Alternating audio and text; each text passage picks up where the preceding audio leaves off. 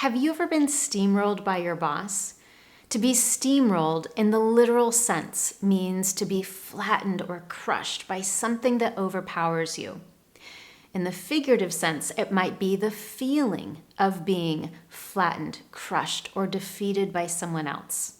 A month ago, Mary left this comment on one of my other Confident English lessons. I'm dealing with a boss who gets impatient with me when I'm trying to explain myself. English is my second language. I get very nervous every time I have a meeting with her, and it is worse when I know that my colleagues are attending the meetings too. My heart starts pounding and my hands get very sweaty. When I read that comment, the first word that came to mind is that word steamrolled. The feeling of being steamrolled when others don't give us the space we need to organize our thoughts and say what we need to say. So what's the solution? When you're trying to organize your thoughts or put your words together in English, how can you avoid getting steamrolled by others? If you don't already know, I'm Anne-Marie with Speak Confident English. This is exactly where you want to be every week to get the confidence you want for your life and work in English. With this Confident English lesson today, you'll be able to overcome that anxiety, that pounding heart and those sweaty hands. You'll also be able to comfortably open a dialogue with your boss and clearly communicate your thoughts, all by effectively managing frustration and impatience.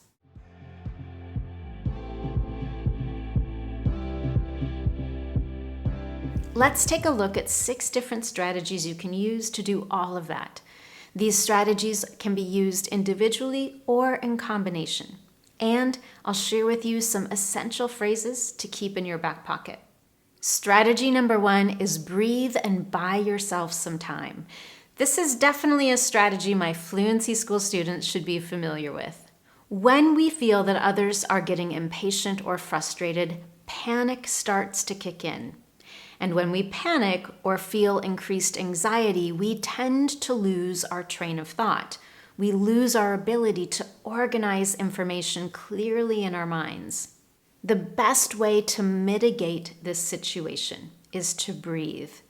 When we breathe appropriately, when we use deep breathing techniques, we can calm our anxiety and improve our ability to think clearly. While you do all of this, you can also buy yourself some time. What that means is you say something so it seems like you're beginning to answer a question, while at that moment you are breathing deeply and quickly organizing your thoughts so you're able to express them. Here's a great phrase to use when you need to breathe and buy yourself just a moment to think. That's a really interesting question. Give me just a second to think about it.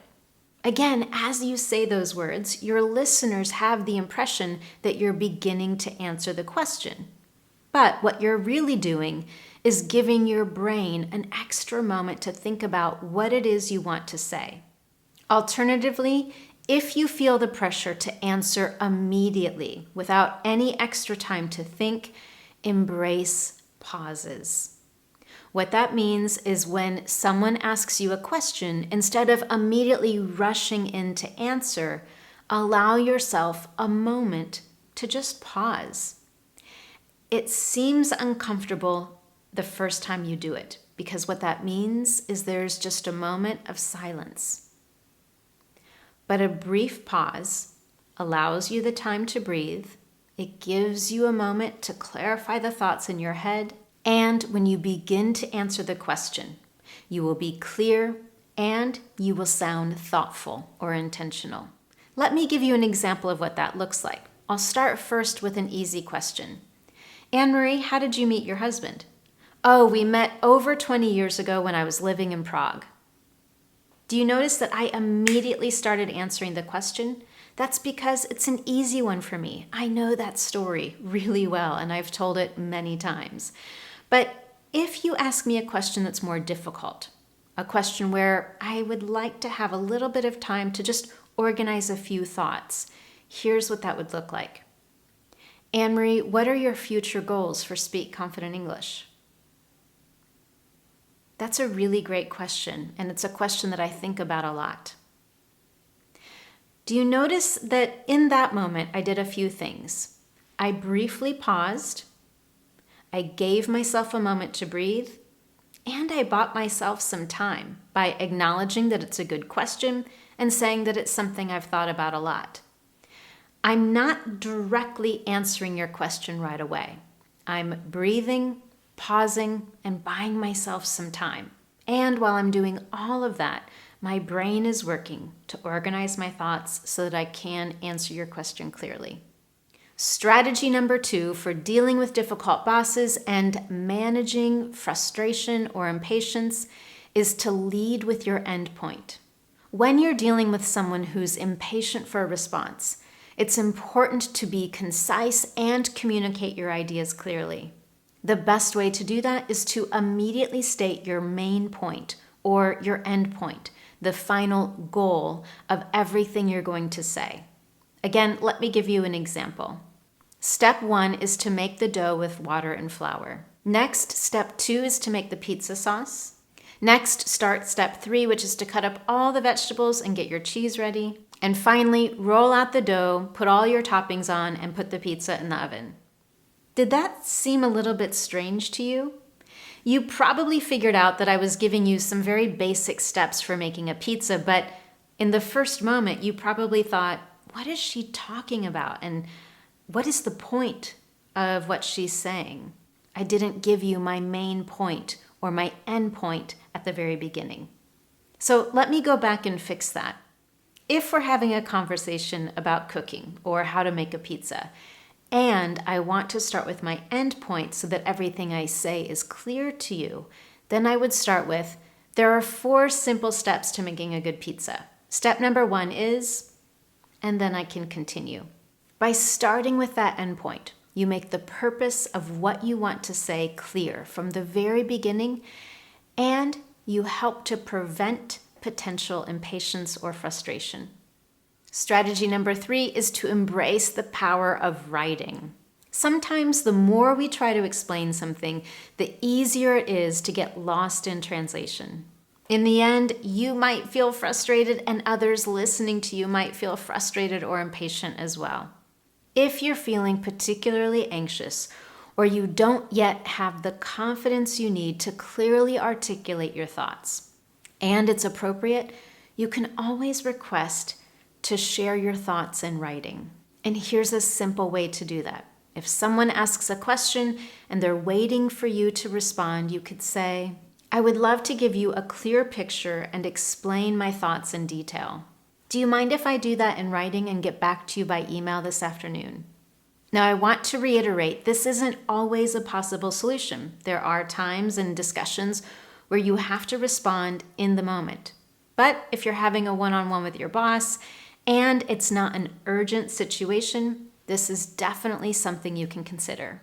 Step number 4, to help prevent frustration or impatience in a conversation while you're organizing your thoughts, is to ask clarifying questions. We do that by repeating back what was said based on our understanding and asking whether our understanding is accurate. Asking clarifying questions does 2 things really well. Number 1, it shows that you're actively listening, trying to understand what the speaker has said, and it helps to prevent misunderstandings. To get you started, here are a few great ways to start a clarifying question. Number 1, just to clarify, you're asking me to, and then repeat what you understand or what you heard the speaker say. Number 2, I'd like to make sure I understand you clearly. You said, and then again, repeat back what you heard or understood. Number 3, I'd like to go back to something you said a moment ago. Could you explain what you meant by? Now, you may be thinking, but Anne-Marie, that's the problem. When I ask clarifying questions, my boss gets frustrated with me. And that leads me to strategy number 5. Reframe the conversation. This is a little similar to leading with your end point. Let me explain what I mean.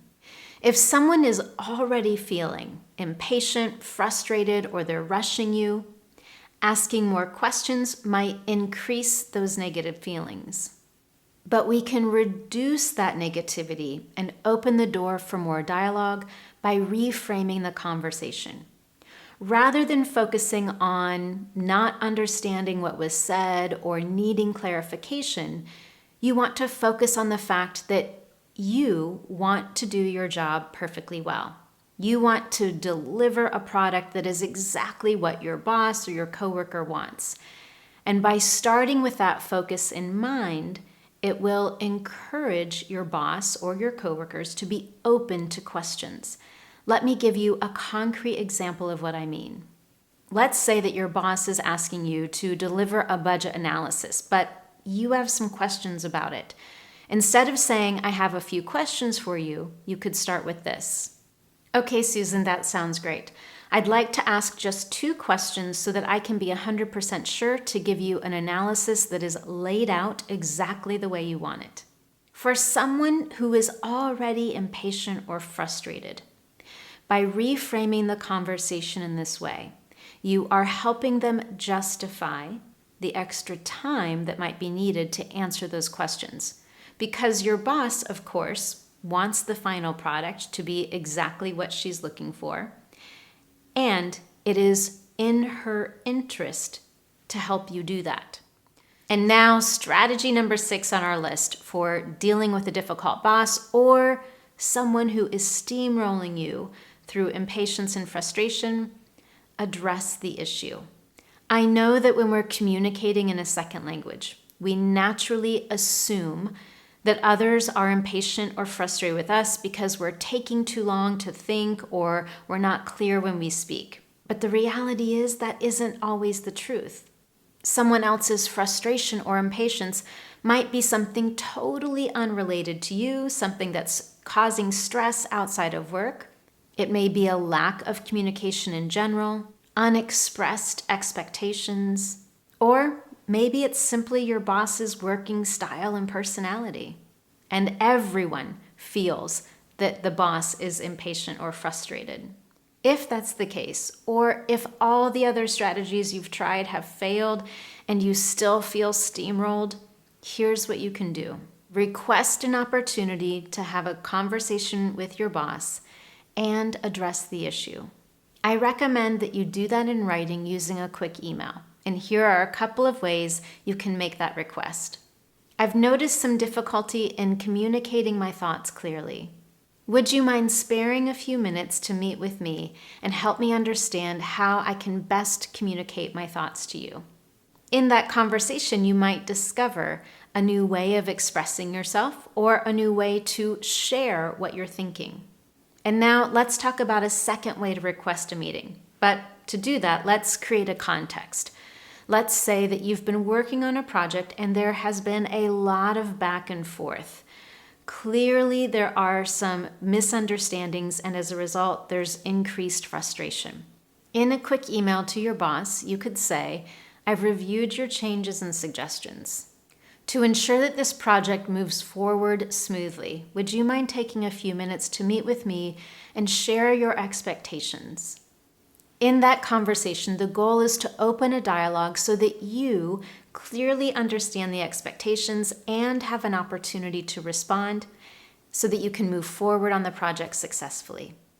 And with that, you have 6 different strategies for dealing with a difficult boss or handling others who are impatient or frustrated while you're trying to communicate what you want to say. Before we finish, I'd love to ask you 2 questions. Number 1, how do you typically handle situations when others are impatient or frustrated? If you have a strategy that has been successful for you, definitely share it in the comments below. Your strategy might be exactly what someone else in the Confident English community is looking for. And question number 2, now that you're equipped with these new strategies, which one do you see yourself using going forward? Is there a strategy that stood out to you the most? Again, you can share with me in the comments below. If you found today's lesson useful, I would love to know. You can tell me in one very simple way. Give this lesson a thumbs up here on YouTube and subscribe to the Speak Confident English channel so you never miss one of my Confident English lessons. Thank you so much for joining me, and I look forward to seeing you next time.